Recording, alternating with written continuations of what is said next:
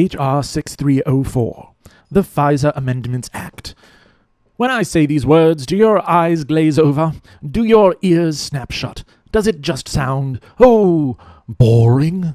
Well, it's anything but boring, to tell you the truth. H.R. 6304, the FISA Amendments Act, is a bill before the Congress that is about to be passed into law. And if it's passed, it could change your life forever. I could tell you to read the bill, and by gum, I will. Here's the link. But I know most of you won't read the bill. You're too busy thinking about what Jessica Alba might look without her blouse on, or why that scamp George Clooney won't settle down with a nice girl for once. So for you illiterate, incurious masses of little citizen people, here's a handy video to save you your valuable celebrity watching time, and instead show you in just a few moments what the bill could do to you. On the one hand, here on your right we have the Oval Office sitting in the White House. On the other hand, here on your left we have the FISA court with the judge who sits and waits for a very special call. Your president, George W. Hoover, Cleveland, Biddeford, Ridingham, Bush, has just finished playing a session of pocket pool and is wondering what to do next. Hey, he says, I know, let's peek in on David L. and Cynthia T. Smith of 36 Beaver Tree Lane, Hicksville, Ohio, 43526. And just for kicks and crackers, let's look in on their progeny as well, little Betsy and Tom. We'll search their house, and their car, and their emails, and their phone calls, and their faxes, and their text messages, and their pages, and the photos of their latest trip to the zoo. Go nuclear on their tiny bottoms, cackles the commander-in-chief. Well, if H.R. 6304 passes the Senate next week, George W. Hoover, Cleveland, Biddeford, Ridingham, Bush, and any president who follows him can do exactly that.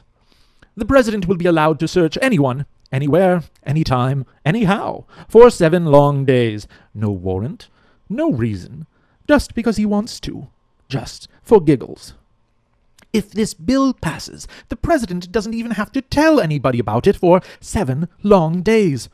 On the 7th day, he has to tell a judge on the FISA court what he has been doing. The judge has to keep his mouth shut and promise not to tell anybody. And here's the kicker.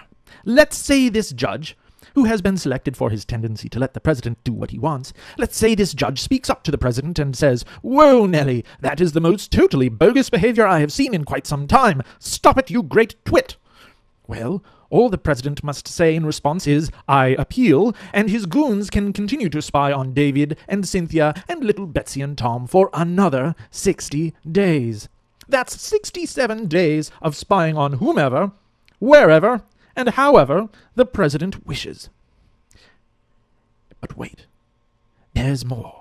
If this bill passes into law, and a judge declares after these 67 days of unrestricted, reckless, warrantless spying that the tawdry episode must end, what then? Will the president have to destroy whatever little juicy bits of information his goons have scooped up for him? No! At the sole discretion of his own administration, he can keep whatever information he finds, even if a judge determines he obtained it inappropriately. This judge can hop, scream, kick, and dance the Macarena, and it will do no good. The president can still keep the results of his little fishing expedition. You, of course, will never find out about it. You are just a citizen. Under the law, the details of such episodes are to be kept strictly confidential. Heady stuff, isn't it, you little tiny, insignificant, puny citizen person? Well, now will you read the bill? Good, that's using the old bean. But don't just read the bill. Think about it. Talk to your neighbors about it. Let them know. Then when you're feeling all riled up, call your senators and tell them they can go to H.E. double toothpicks if they think it's all right to have some big-shot government agent look inside your home without anybody asking and nobody's business. I mean, really, who does the president think he is? Your king?